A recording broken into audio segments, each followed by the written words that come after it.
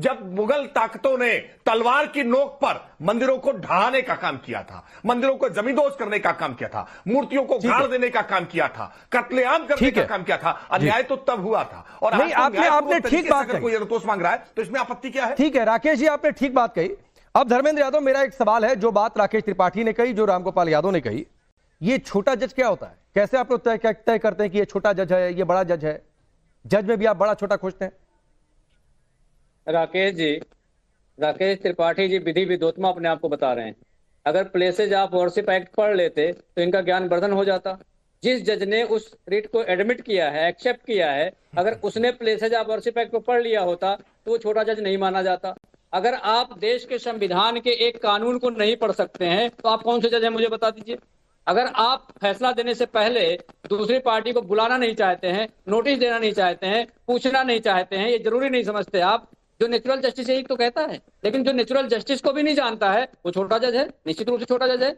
अगर आप किसी के बहकावे में आकर के, किसी की तरफ झुकाव करके संविधान को एक किनारे रख देंगे, आप छोटे की श्रेणी में अपने आप आ जाते हैं। छोटा और बड़ा आदमी अपने कर्मों से होता है, वो चाहे कोई जज हो, चाहे कोई नेता हो, चाहे राकेश जी आप जवाब दीजिएगा। धर्मेंद्र यादव, आपने कहा ना नेचुरल जस्टिस, आपको पता है नोटिस जारी हुआ है, आप कह रहे हैं नोटिस भी जारी नहीं करता है।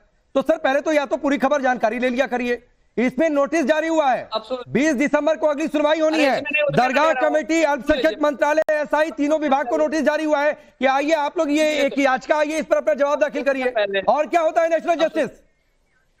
अरे भाई संभल में हुआ था क्या नोटिस जारी, मुझे बताओ। तो मैं वही तो कह रहा हूँ कि संभल में नोटिस नहीं जारी हुआ, तो आपने कहा नोटिस नहीं जारी हुआ। यहाँ पर नोटिस जारी हो गया तो भी आपको दिक्कत हो रही है। नोटिस जारी हुआ था, उसका रिपोर्ट भी है, उस पर सिग्नेचर भी है। अरे आपको ज्यादा जानकारी है, आपको ज्यादा जानकारी है। नहीं सुजाता पांडे, मैं कह रहा हूँ कि अगर धर्मेंद्र यादव के मुताबिक फेक न्यूज फैलाएंगे तो जानकारी तो नहीं होगी ना। जैसे प्लेसेस ऑफ वर्शिप एक्ट के बारे में राकेश जी को बता दो कि प्लेसेस ऑफ वर्शिप एक्ट जो है, सुनो, समाजवादी पार्टी के नेता जो पढ़ते लिखते हो नहीं तुम लोग, तो प्लेसेस ऑफ वर्शिप एक्ट की वकील भी हो तो सुनो, तो ये कहता है कि देखिए 1947 के बाद उस जगह का रिलीजियस नेचर चेंज नहीं होगा। सर्वे के बारे में नहीं कहता है, यहाँ सर्वे करने की बात की गई है, यहाँ सर्वे करने की बात की गई है। एक तो प्लेसेस ऑफ वर्शिप एक्ट नहीं पता, एक तो उसके बाद नोटिस नहीं पता, और इनके ही पार्टी के यही नेता का जो नहीं प्लीज मैं बीच में आ रहा हूँ, धर्मेंद्र यादव,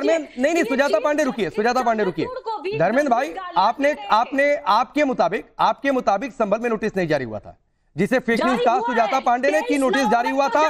दोनों सर्वे के पहले भी नोटिस जारी हुआ था, ये भी ऑन रिकॉर्ड है कि सर्वे होने वाला है। पहली चीज ये है। दूसरी बात है कि आपके मुताबिक अगर संभल में नोटिस जारी नहीं हुआ था तो आपके हिसाब से नेशनल जस्टिस नहीं हुआ, तो यहां तो नोटिस जारी हुआ ना, क्या ये जवाब दीजिए।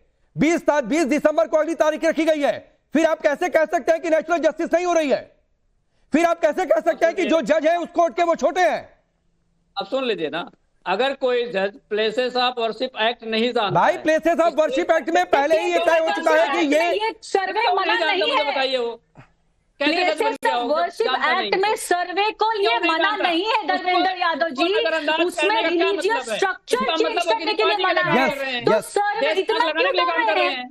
क्यों डर रहे हैं? क्या छुपा रहे हैं?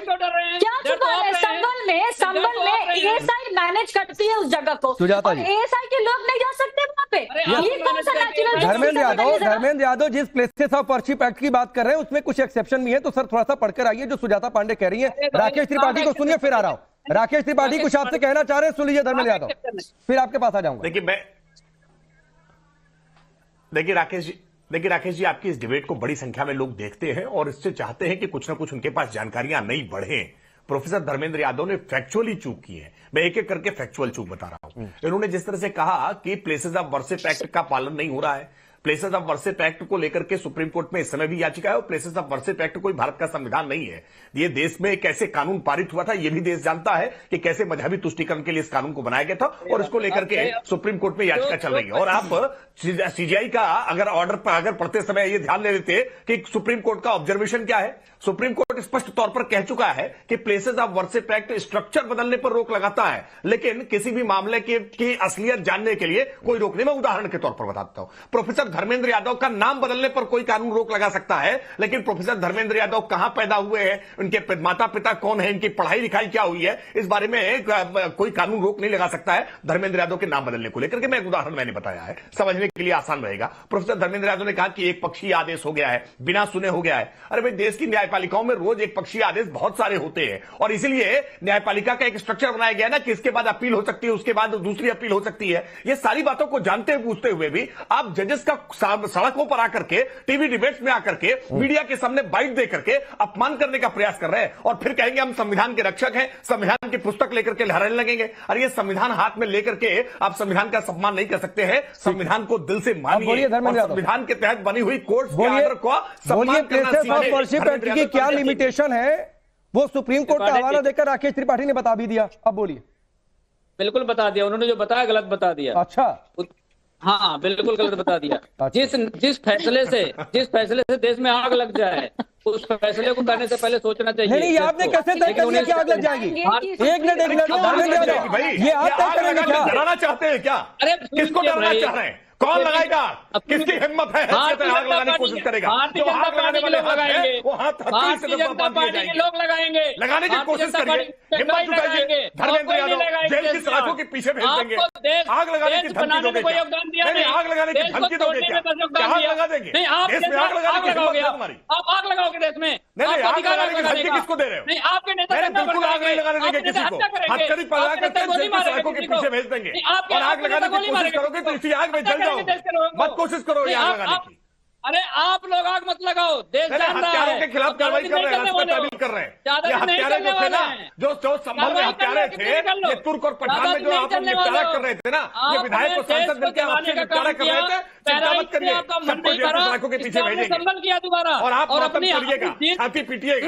पहले अपनी लूट को छुपाने के लिए डराइए मत पहले, ये देश को डराइए मत कि आग लग जाएगी, आग लग जाएगी। कोई आग नहीं लगेगी। आप लोग जलाइए, देश न्यायपालिका के निर्णयों के आधार पर चलेगा। आप जलाइए देश न्यायपालिका के निर्णयों के आधार पर चलेगा, सम्मान करेगा। आपको लगता है कि देश नहीं जान रहा है इस बात? मैं आगे बढ़ रहा हूं, फिर आऊंगा धर्मेंद्र यादव, लेकिन प्लीज मजहबी तुष्टिकरण तो आप करते रहे हो ना। ये इस तरीके की भाषा मत इस्तेमाल करिए कि देश में आग लग जाएगी सर। नहीं, एकदम इस तरीके की भाषा मत इस्तेमाल करिए, नहीं तो ये फिर जो राकेश त्रिपाठी कह रहे हैं कि ये डराने वाली बातचीत हो जाएगी कि आप धमकी दे रहे हैं। सांसद भी इन्वॉल्व है उसमें, शुक्रवार को जो भाषण देके आए थे की कोशिश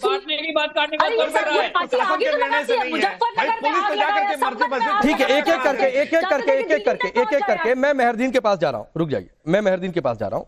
अब मेहरदीन अंग्रेज, मुझे एक बात बताइए, आपके नेता ने भी कहा है कि ये देश को कमजोर करने वाली सियासत है। अगर एक पक्ष की याचिका स्वीकार हो गई, आप भी जाइए, आपको कुछ कहना है, आप उसको गलत साबित करिए। अदालत से तय होगा कि किसी नेता के कह देने से तय हो जाएगा?